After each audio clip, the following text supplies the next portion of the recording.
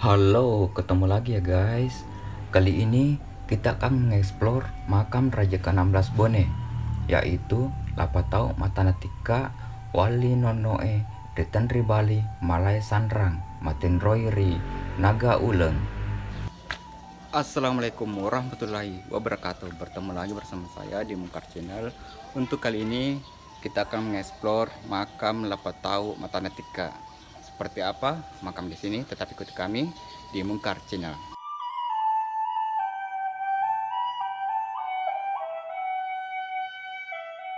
Lapatau Matanatika merupakan kemenakan Raja ke-15 Bone, yaitu Latandritata Arung Palaka.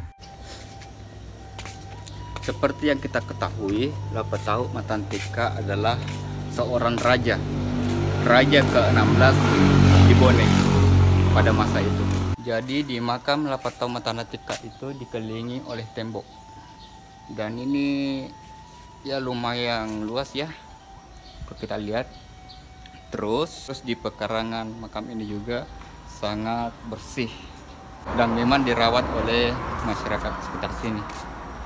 Mantap. Sebelum Arung Palaka meninggal dunia, beliau berpesan agar nantinya Lapatau Matanatika akan menggantikan kedudukannya sebagai raja.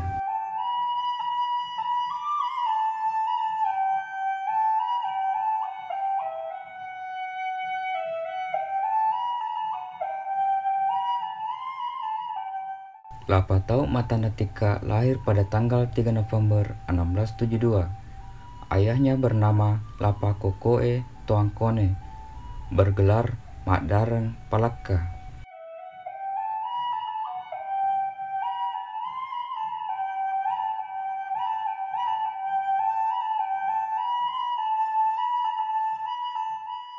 Lapatau Matanatika dilantik menjadi Raja Bone ke-16 pada tanggal 16 April 1969 di usia 24 tahun dengan gelar Sultan Alimuddin Idris.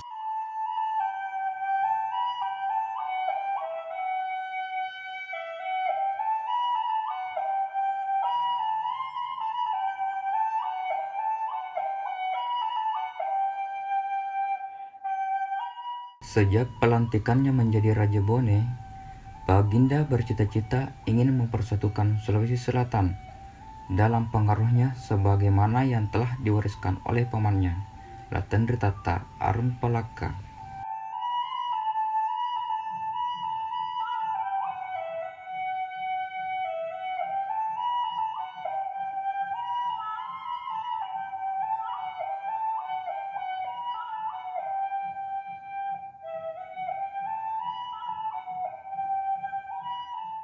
Kalau pamannya diakui sebagai tokoh pahlawan kemanusiaan yang membebaskan suku bangsanya dari tekanan dan penindasan Goa, maka Lapatau Matanatika amat berjasa memperbesar pengaruh Bone di Sulawesi Selatan dan sekitarnya.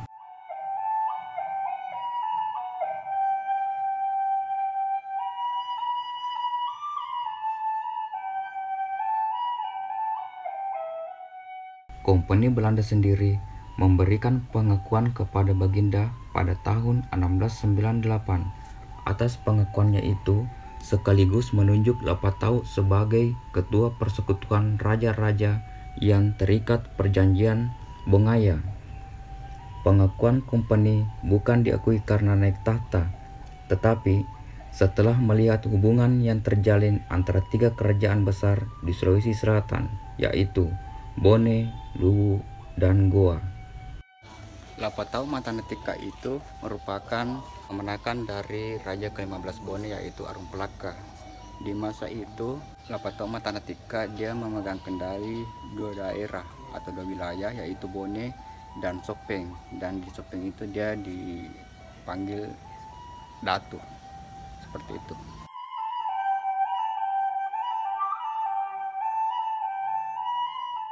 Hal ini tercipta berkat perkawinan yang dilakukan oleh Lapatau dengan cucu Sultan Hasanuddin yang bernama Imaryama Karaeng Hatukangang, putri Sultan Abdul Jalil Raja Goa ke-19, Begitu pula perkawinannya dengan Umung Datu Larompong, putri Setia Raja Datu Luwu.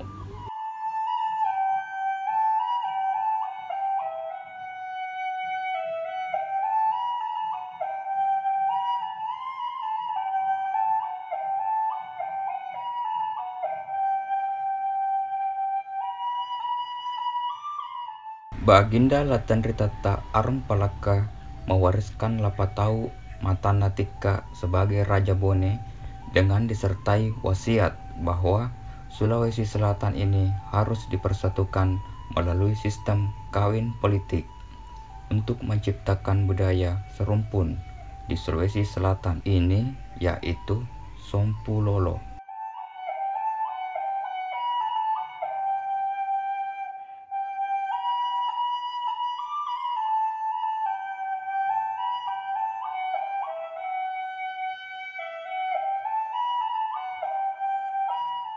Itulah sedikit cerita perjalanan dan jasa Baginda Lapatau Matanatika semenjak menjadi Raja ke-16 Bone.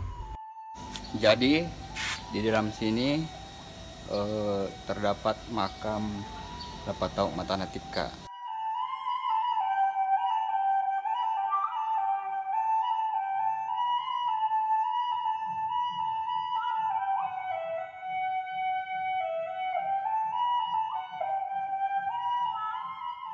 Sekarang kita bisa melihat makam Baginda Lapatau Matanatika bersama ke-12 istrinya di Naga Uleng dengan makam dikelilingi tembok yang luas.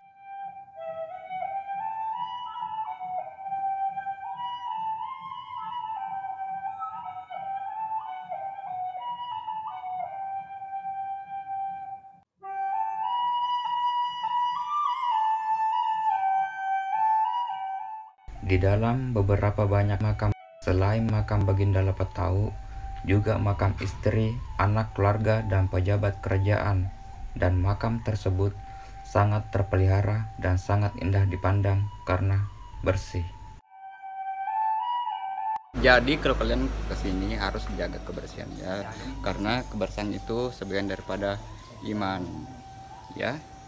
Dan di sini juga ada tertulis mana ya, buanglah sampah pada tempatnya. Oke, karena kalau bersih kita jauh dari penyakit dan suasana enak nyaman gitu. Oke.